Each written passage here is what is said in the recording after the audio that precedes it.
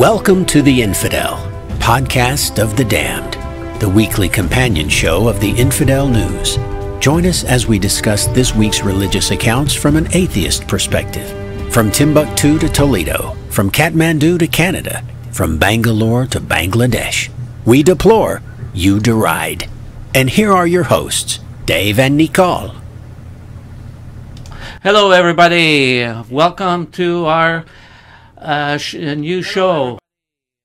Yes, hello, and welcome to show number 2 of the Infidel podcast of the damned. Hello, I'm your host, J. David Core, atheist, author, and alien architect, and with me is my co-host, Nicole Simard. Hello, Nicole. Hi, how are you? Good. And let's also say hello to Gat, or the Mudbrooker, I should say. Yes, also joining us is one of our other anchors, the Mudbrooker. Hello, Muddy. How are you doing today? Hi, it's good to be here. Actually made it on. Today is Wednesday, September 17th, 2014, and we're going to be discussing the upcoming episodes of the Infidel News, which will run beginning Monday, September 22nd, 2014. Nicole, you had something you wanted to say to somebody? Yes, I'd like to start by wishing a happy birthday to an ex-born-again preacher, Jerry DeWitt, who just turned 45 today. He is, an atheist now and works in helping ex-preachers, getting used to the fact that they're no longer preachers. Great. Yeah, that's good to have that kind of people join the fold. Lends a little bit of legitimacy to the idea. Not that it needs it. Yes, it does. Okay. Do you want me to start with the first news, or? Well, I wanted to just clear up, speak to one thing. Last week when we started the show, I had mentioned that my book was free on Kindle, and that it was number 5 at the time. It ended up actually at number 3. It peaked at number 3. So I just wanted to get that out there. So if you're looking for a good book to read, check it out. Yeah, absolutely. And if you want to have a lot of fun, you can always sub to our friend Muddy's channel, the Mudbrooker, on YouTube. He's a great guy. Oh, I am, yes. He said ever so humbly. And as my father used to say, I used to think I was perfect until the day I realized I was too humble to be perfect. Yeah. This particular show, there's a theme. I don't know if you notice, there's a theme in all of the little windows. with great beard comes great responsibility. Yes, and we've got 3 sizes of beards. Yes, we do. I'm small. Medium, and we've got extra large. Extra large. A little overdue for a trim. Got a couple of mustache hairs that insist on tickling the inside of my nose, so it's time to get the clippers out and get things back in line. Yeah. And who convinced you to grow a beard? Was it your wife? Oh no, I've had a beard since I was 15. Okay. I still have my first driver's license somewhere, and it's still got the same bushy beard as I did then, except for the gray in it. It was my wife who convinced me. She was my girlfriend then. She had been with me for a couple of months, and she said, "You'd look good in a beard." The thing is, my mother had been saying the same thing for years, so I decided, okay, 2 women against 1 guy, I better grow a beard and see how it goes. Yeah, my beard is I've had several. I've had a goatee. I've had a Davenport, or not a Davenport, a Van Dyke. I just want to call it Davenport. Like, I don't know why I do that. That's a couch. But I've had a Van Dyke. I've had all kinds of different cuts. And when it started to go gray, I wanted to get rid of it, and my girlfriend wouldn't let me. She wouldn't? No, she wouldn't let me get rid of it. She likes it too much. It ages me. I look. My hair is nowhere near the same color as my beard. And that's not dye. That's natural. So I would look 10 years younger without this beard, but she won't let me get rid of it. So. Well, I just thought I'd show you guys what I used to look like when I was a bit younger, my girlfriend and I. And so here we go. That was me when I was about 22, 23. Oh, okay. I can see it. I don't think Muddy can see it. No. But yeah, you're hiding. Yes, exactly. Behind my better half. Yeah. Well, before we go into the first video, I wanted to mention we had gotten a commentary from Talladega Tom, who is one of the show's writers. He's on an indefinite hiatus right now, a self-imposed indefinite hiatus. It's not like we got rid of him. It's not like he's in trouble. And he had an idea that we should include in the show, in every show, something of interest to the atheist community, something specifically of interest to the atheist community. So that'll be coming up later in the show. But I just wanted to give you a heads up that we are taking people's advice and recommendations. If anybody has any advice or recommendations for the show that they think would be good, there are several ways that you can let us know about that. If you're on Vaughn Live right now, you can put it in the comments. If you're watching the show on YouTube later, you can put it in the YouTube comments. There's a blog that's available, which will have show notes. And there will be commentary under that you'll be able to put that also in those comments. So if you have an idea for us, just let us know. There's all kind of ways to get it to us. Perfect. And on with the news. The court in Dashaguz, Turkmenistan has been handing down criminal convictions against Jehovah's Witnesses. Fellow Jehovah's Witnesses who live in this country, where the majority of people identify as Muslims, say the allegations against their comrades are fabricated and they have been subject to mistreatment by police in Dashaguz. Found about 3 or 4 cigars. One of them, 42-year-old Camel straight, Muradov, was sentenced on July 2nd anyway. to 4 years in a prison labor camp on charges of distributing pornography. Fellow Jehovah's Witnesses told online service Forum 18 that false charges had been drummed up by the authorities to punish Muradov for exercising his religious freedom, a right under Turkmenistani law. The accusation of distributing pornography has been levied by this court before. In 2012, 2 other Jehovah's Witnesses, Abek Saleyev and Vladimir Nuraleyev, had their effects seized and inspected by Turkmenistani officials. Other members of the faith told Forum 18 that the evidence used against the men was planted in that case as well. The Jehovah's Witnesses allege that once in police custody, these people were subject to mistreatment, including forced injections, physical abuse, and threats of sexual violence. When contacted by Forum 18, Dashaguz police personnel adamantly refused to comment on the matter. Oh well, and now I just found out that I had made a little technical glitch in the video, and at one point we get we lose half of Muddy's face. Half of Muddy's face. He just drifts over to the right. Yes. He did a little Tokyo drift there in the middle of it. Yeah, and we got to figure out a way to get the audio feed to where it's only the video feed, and our mics are muted when the video's playing, because if we breathe or talk or open a pop can, you can hear that over the video. But anyway, so yeah, that story, that was the Muddy can't see it, so I'm just bringing it up, letting him know. It was the Jehovah's Witnesses story that ran first, where the Turkmenistan they're giving the Jehovah's Witnesses a little bit of shit, and of course fabricating apparently fabricating charges of distributing pornography, although I've seen the Watchtower. I can see it. I can see somebody considering that pornographic, not in the pornographic sense, it's not prurient, but it's the message in that thing is pretty terrible. Yeah, I can see where they could charge him with being a public nuisance at times. Something like that wouldn't be too hard to make stick, but having to cook up something, it just ain't quite cricket. No, that's true. It's and I really don't see distributing pornography to be something that Jehovah's Witnesses are going to be doing. It's just not.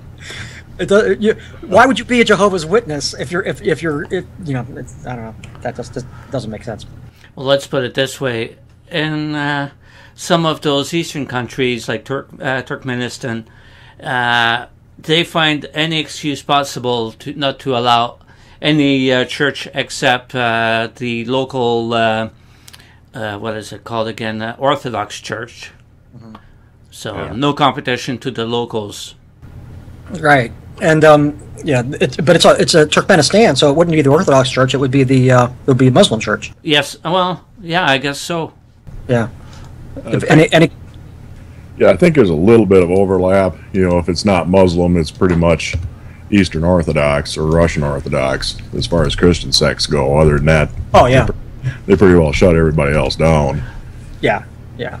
Well, there's in China they have like 7 recognized religions, and anything else is illegal. But you know, that's China. I'm surprised they have any recognized religion. And Turkmenistan, I just did the Google. See, I'm showing how little I know about world geography and religions. It is a Muslim nation. Yeah, any country that ends in stan is primarily Muslim. It was Becky Stan. what was Alan? Well, no, that wasn't Alan Keyes. What was that guy's name that ran for president?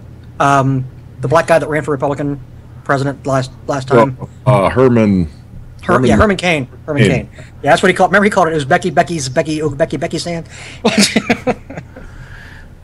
Well, he knows even less than I do.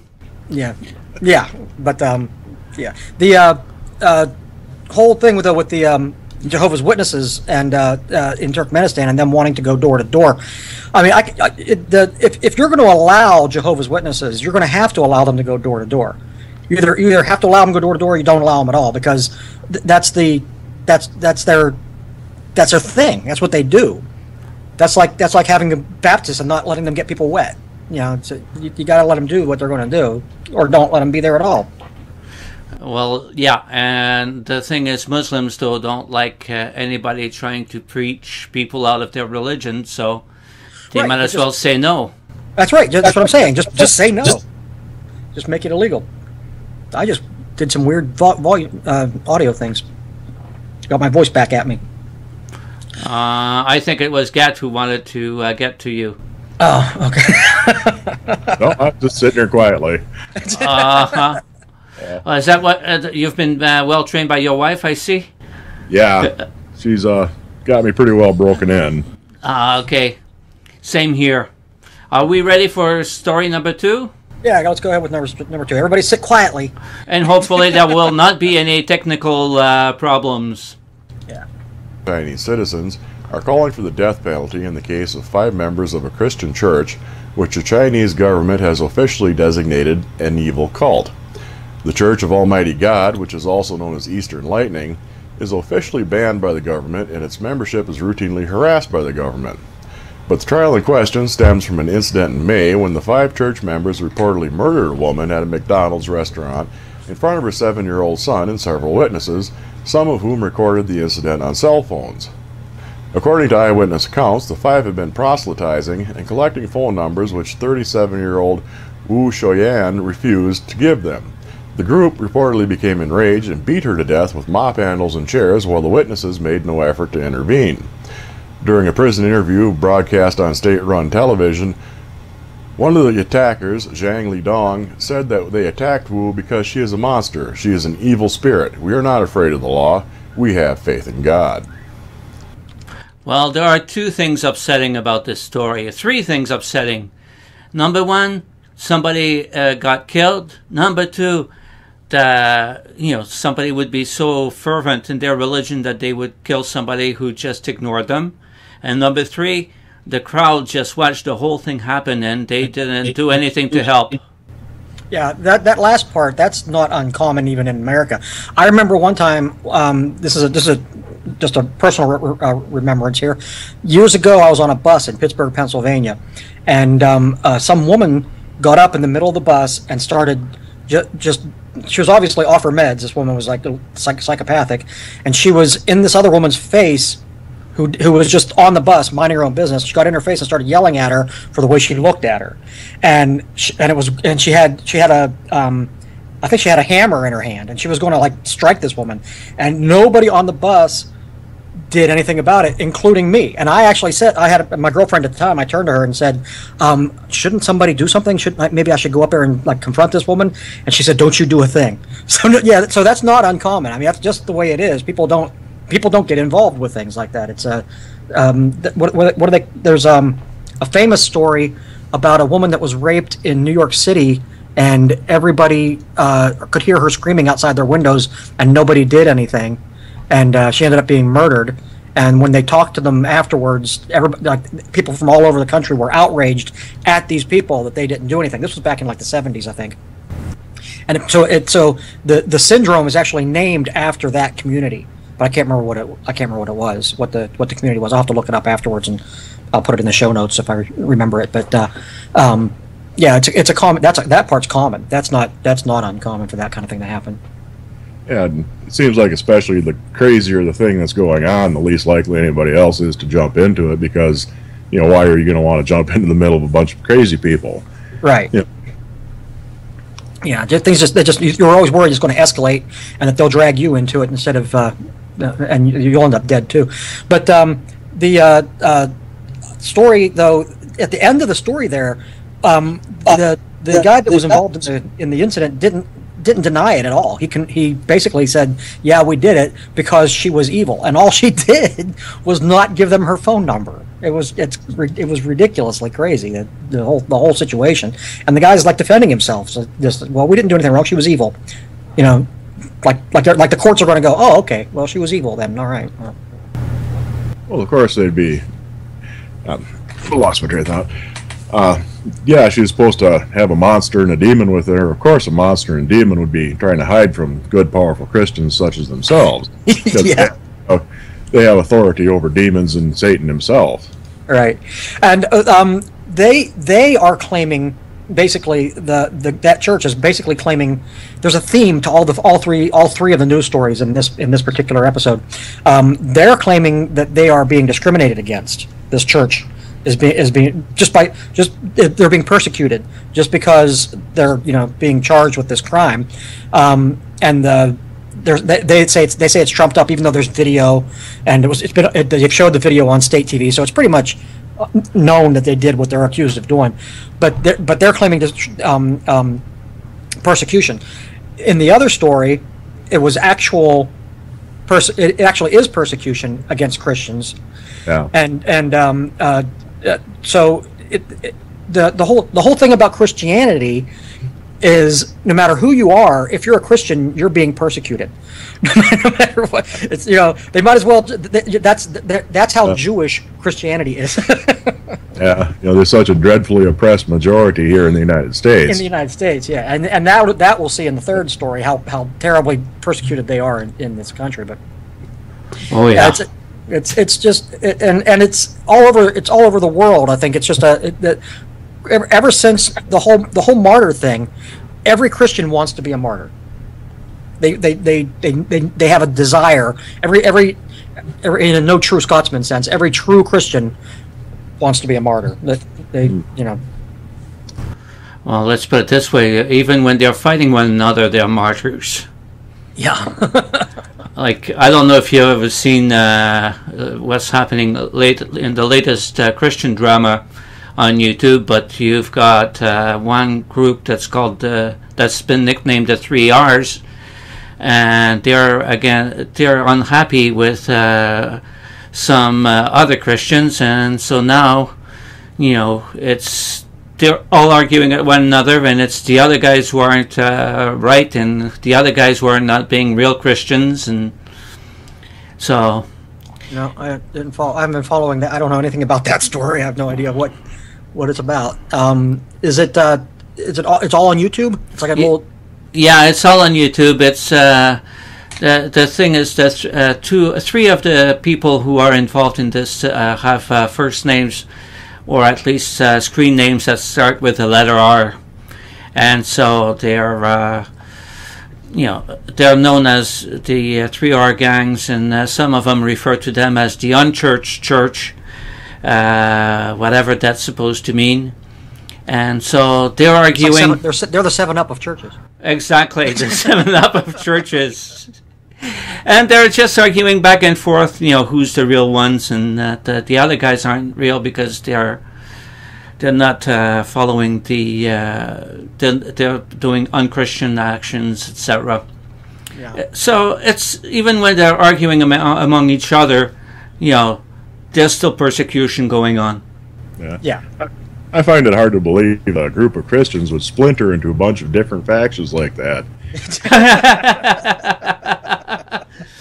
Did I hear a little ounce of sarcasm in there? A little bit. Just an ounce. Or half an ounce? Yeah, Christianity is more sectarian than Islam, and that's bad. Yeah. Yeah. What was it, the third thing that you mentioned in that Chinese story that was bad? There was three things. What was the third one? The third one you've already covered. The first one was the fact that they killed someone. The second, the reason why they killed the person, and the third one, that it was done because nobody acted on it and nobody tried to do anything. I think so. We've covered all the bases. Okay. Yeah. Are we ready for the third story? Sure. Let's do the third one. Philip Missick, a pastor at King of Saints Tabernacle of Cleveland, is leading a campaign to have fictional books about vampires pulled from his local public library. He, along with other religious leaders, has called on the Austin Memorial Library to remove books about vampires, demons, and other magical beings from the teen section. Missick is circulating a petition that requests that the occultic and demonic room be shut down, and these books be purged from the shelves, and public funds should no longer be used to purchase such material. Missick said, "This is dark. There's a sexual element. You have creatures that aren't human. I think it's dangerous for our kids, and an overwhelming amount of these books appear to be targeting teens." He also claims that there are about 75 books in the library that deal with the occult, including the Twilight series.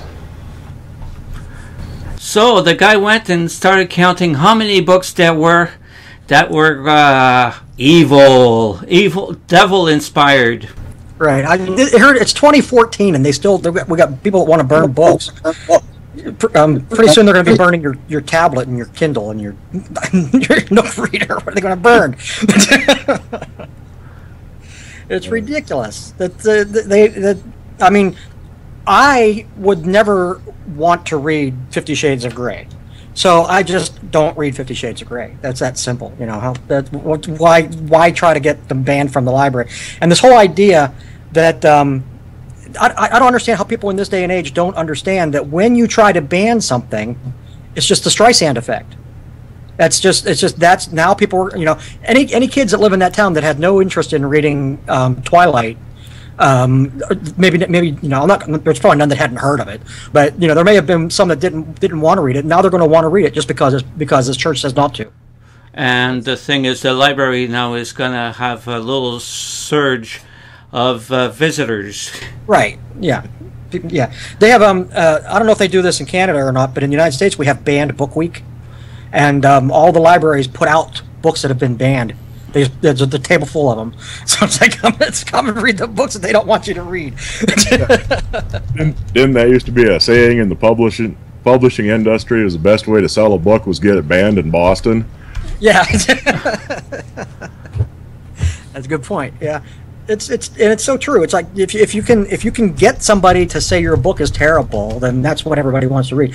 South Park did a thing about it, where the kids tried to write the worst, gross, nasty book they could read or write, and then when it got found, they were afraid that they were going to get in trouble for it, so they blamed Butters, and then people started loving the book so much because they were reading stuff into it, and then Butters became a celebrity, and the other kids were upset because it was their book. So, yeah, if the worst possible thing you can write, and the more angry you can get people about what you wrote, the better chances are you're going to have a bestseller. So that's why my books all say "fuck" in them at least twice.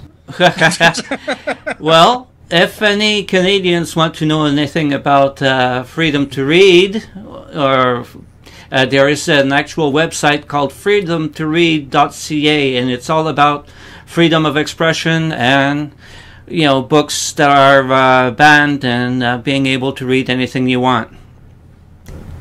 It's kind of hard to argue against burning the Twilight books, though, for what they did to vampires. I mean, turning them into whiny, sparkly mopes like that, that's just unfair, I tell you. That's true. That's true. But, whatever. People like what they like. I can't. The big thing right now in self-publishing, because of Stephanie Myers and what do they call it? 50 Shades of Grey. Everybody's writing what they call kinky billionaire books. Yeah. So everybody's right. There's tons of kinky. There are more kinky billionaire books than there are just billionaires in the world right now. And the other thing that they started doing on this thing was in order to try to make it just as out there as possible, is they started having writing books about dinosaur sex. Oh wow! Yeah, it was erotica with dinosaurs. Okay. I have never heard of that. No, but nobody's banning them. So what are you going to do? You got to do what you can. Yeah. Oh boy! Yeah. Oh boy! But yeah, so there's full circle there. There's where now you have in this story you have Christians just imposing themselves because they can. This was North Carolina, was it, or South Carolina? The story, I forget. Texas. It was the Texas. Austin, Okay. Oh, Austin Texas. Library. Really? Of all the libraries in Texas, they did it. It was Austin. They should have gone to Jasper. They would have a much easier time in Jasper. Well, I think it was a suburb of Austin because it's the Austin Library Board, if I'm remembering the story right, that responded to it. But it was I think it was a suburb. Yeah, that's just. But I don't know. But yeah, so they because it's Texas, they tend to be taken a little bit more seriously than they are in a lot of the northern part of the country. That's why I thought it was North or South Carolina, because they're taken seriously there too. The other story about this, though, along this line, that we did we do the story of the kid that got in trouble for the statue of Jesus? No. But well, we wrote the story, but you didn't pick it. We didn't pick it for this, right? So that story's out there. And then there's also the story of the guy that we did do the story about the guy that urinated on the Bible that he burned. That's going to be in next week's. So anybody who wants to know about somebody who peed and destroyed a Bible, please do not miss any of our episodes that will be shown on Atheism TV channel next week. It'll be Monday, Tuesday, and Friday next week. Right. So anybody wants to be able to see it, that's when they should watch it. Right. So, but basically, what you have there, getting back on the theme of persecution, you have religious laws that are actually on the books that are being engaged in both these cases.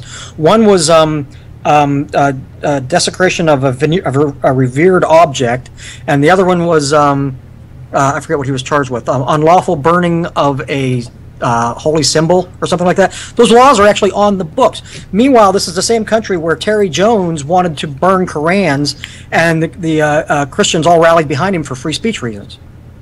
It's what's the there's a big disconnect there, don't they? I don't understand how they don't see the disconnect there. Okay, cue in Muddy with the sarcasm, please. Well, it's not really a religion if it's not yours. I mean, a Quran will ask nothing, but a Bible, hey, that's sacred. That's right. Yeah. Absolutely. Yeah. I'm surprised if have you seen that picture that was popular several years ago of it's Jesus on the cross in a museum or a church or something, and he's got his arms over his head like this, and then there's three other guys standing next to him, and one's doing this and one's doing this, and one's doing this. So they're the YMCA. That picture was real, and that's the same exact thing as this kid that's filleting himself with the statue. But because of where they did it, I'm sure they didn't get in any trouble, because it was probably a state that was a little bit more, or maybe it was Europe. I don't even know where it happened, but they were obviously a little bit more forward thinking, since they didn't go and arrest this person and threatened to put him in jail for 2 years. Yeah, well, that kid, that's going to be on the following week, the story of that kid. Yeah. This next week is the story of the one who did a lot of things to the Bible, and the following week, it's the teenager with the Jesus statue. Yeah. So that story, I think both of those stories have already gotten a lot of play. We do a lot of stories on the Infidel News that people don't hear about, but I think both of those stories have gotten so much play that most people have probably already heard them. So I don't think we're really spoiling too much by talking about those right now. Yeah. And so to finish, we'll go to the Christian glitches, what people can expect to see from me on my channel this coming weekend. So here's the Christian glitches, a little clip from this coming show. And no, I never did these things, but I know demons. Yeah! I know demons, and if you're participating in even masturbation and pornography, trust me, the path that Satan has designed for you to go down is oral sex. Okay, so what is the path, starting with oral sex? Where does it lead to? If people want to find out, they're going to have to watch Christian Glitches on Saturday. What do you think? What do you think it's going to lead? Clarinet playing. Usually leads to a guaranteed second date. That's true. Well, I thought that was worthwhile, that little clip there. Yeah, you got a little bit of a theme going with your clips. So last week it was about masturbation, and this week it's about oral sex. I'm a little worried about you there. Oh, well, let's put it this way. There's a reason why my wife married me. Oh, yeah? How do they say? When I'm bad, I'm good? And when you're bad, you're good, and when you're good, you're better. Is that how it goes? Exactly, something like that. Oh, well, and that's about it, folks. Well, so... no, I wanted to... yes, one more thing. Yes, the Freedom from Religion Foundation, just for anybody out there who's interested in this, a couple of months ago, the Supreme Court came down with a decision that it was okay for local communities to open with sectarian prayer, and a lot of communities which had been standoffish about it just embraced the idea. Now all of a sudden they have sectarian prayer, but there are people from other religions that are now saying, because part of the Supreme Court decision was also that it has to be inclusive. So you have areas that are opening up to Jewish people and neo-pagans and Muslims coming in and doing invocations, and a few humanitarian or humanists, secular humanists, have jumped into it, and they've done invocations as well. And the Freedom from Religion Foundation is having a contest right now. There are about 14 videos, I think it was, when I counted it, of people who have gone to their local communities and done humanistic invocations, and videotaped themselves doing it, and they're having a contest to see who did the best one. And the person who did the best one is going to win $500, and they're going to get to go to the conference with Richard Dawkins and all the other big name people that the FFRF is throwing coming up here, and the winner gets invited to that. So we're all being asked to vote on those videos. So the link for that will be on the video, on the upload when we put it on YouTube. So check the description for that. But tomorrow, I think, is the last day for that. So if it's not tomorrow, it's the day after tomorrow, and we're recording this again on the 17th. So I'm pretty sure 18th was the last day for it. So we'll get the video up as quick as possible with the link and the annotations and the so you can get to the page and hurry up and vote for them. But I watched them last night, and there were 14 of them, more or less, I think 14, 13, and a few of them were really worth listening to. A few of them were a little quiet, the audio wasn't great, but they were still all pretty good. So if you get a chance to go check those out, I suggest you do that. And so that'll wrap up our show. Did you have anything else to mention, Nicole? No, I just opened the door to let out a cat who was bugging me. Okay, and Gear, did you have anything you wanted to promote on your channel or anything? No, not really. I got a bunch of videos that I'll probably never get finished within the next 6 months. But apart from that, yeah, just go ahead and tune in, watch me whenever I get something made. And you can always watch me on Atheism TV. Right, he's one of our best and longest running newscasters. So I guess that's all for today. Please make sure that you subscribe to the Atheism TV channel. There you can watch the Infidel News for the Damned, where our talented team of writers and anchors present these and other stories not normally covered in the media. In the coming week, the Infidel will rerun today's stories and many more fascinating ones. You'll find Atheism TV at youtube.com/atheismtv. The Infidel Podcast of the Damned is a Nicole SD production. Nicole and I would like to recognize and say thank you to Truth Surge, who did the voiceover used in our intro. We'd also like to thank Mubrooker for participating in today's broadcast. Nicole's channel is Nicole SD and can be found at youtube.com/NICOLSD. I'm Gamut Man on YouTube, at Gamut Man on Twitter, and my blog and information on my books, including my nonfiction title, Believe It, You Know an Atheist, as well as my mystery novels featuring the atheist detective Lupa Schwartz, can be accessed at tinyurl.com/Lupa Landing. While there, you can sign up to receive my newsletter, and signing up also entitles you to choose one free ebook title from my collection of 99-cent novellas. Thank you for watching, and we'll see you again next week. Take care. Yeah, bye, all.